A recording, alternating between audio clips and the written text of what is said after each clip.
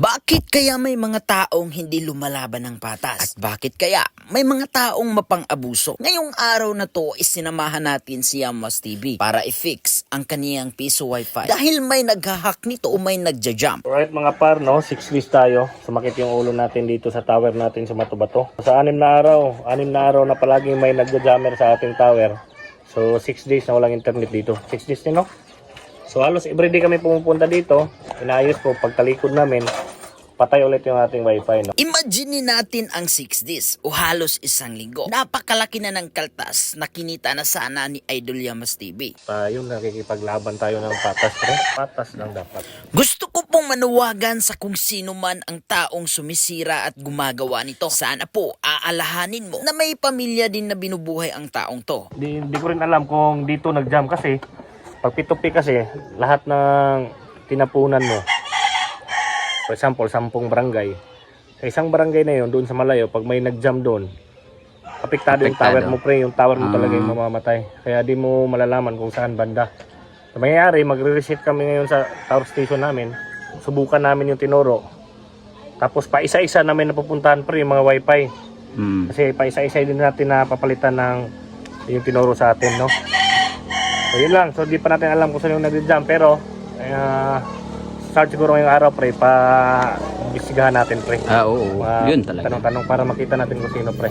Kung sino ka man na nagtangkang sumira sa ganitong klaseng businesses, humanda ka na dahil ang kinakalaban mo ay ang mga vlogger. At alam mo naman na mapupost ka talaga sa social media at marireveal ang iyong muka. Dapat mo kasing tandaan na kahit anong negosyo ng mga tao, huwag niyong iargabyado. Kakompetensya man o kaparehas man kayo ng negosyo, dapat lumaban din tayo ng patas. What's up guys? Good morning at ngayon kasama natin sa Idol Yamos TV at mapa-vlog tayo ngayong araw na to dahil ayan, so nandito siya sa isa sa kanyang mga piso wifi dito sa Matubato kung saan may mga nakikitang hindi magandang anomalya.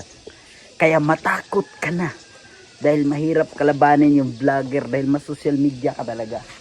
Re-reveal natin, pre, pag sino yung pag naano na natin ba? Pag nalaman na natin. Nang sa ganun, awareness din sa lahat, no? Baka sa lahat ng mga alam naman namin na ang dami nang nagbe-build ng piso wifi ngayon. At least ngayon, pag na-encounter yung ganitong klaseng problema, mas okay si Pre Yamos kasi ang daming alam paano yung mga negosyante na kokonti lang yung alam.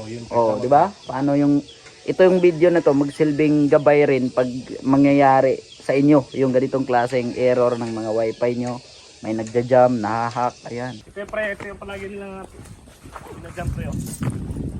Napaka-peaceful ng tower dyan, pre. Tapos pinag-iinitan nila, pre. Guys, nandito. Yung nagja-jam yan, pre. Manonood yan, pre. Oo. Sigurado kasi natatakot na eh. Pag nalaman natin, re-reveal natin eh. May expectation ako sino yan, pre. Kilala niya din. Kahit isipin niya, pre, siya talaga yung mapagbibintangan. Wala namang iba. Andyan yan, pre. Nanonood yan, pre. Hindi yan pwedeng hindi manood. Kaya kung sino ka man matakot ka na, ang hindi mo alam ay napakautak nitong taong to at alam na alam yung mga techniques kung paano ka namin matutuntun. Pre, patay, pre. Patay. Yung microtik natin.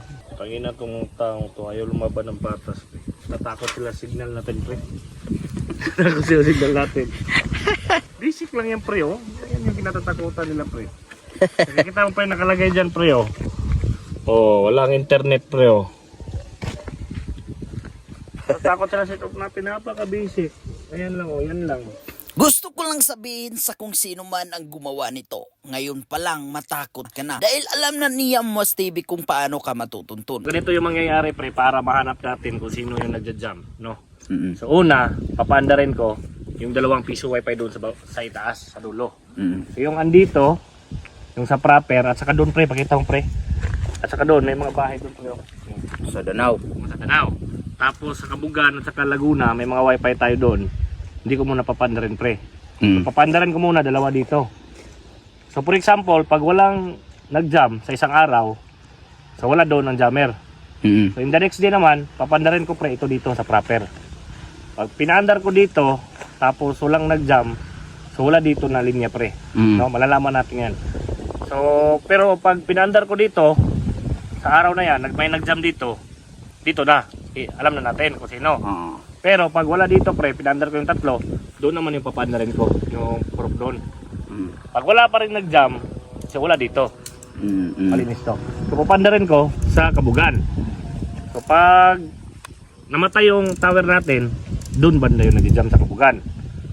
At pag wala naman, wala sa kabugan, dito naman sa Laguna, sa Barangay Laguna. Mga wifi natin dyan, papapandarin natin. So malalaman natin yan kung saan, pa isa-isa tayo, sacrifice tayo, pa isa-isa.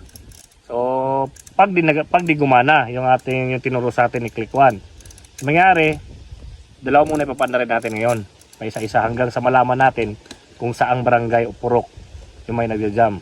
Pag nalaman natin kung saang purok yan pre, malalaman natin yan kung sinong Kung tao yan sino. pre.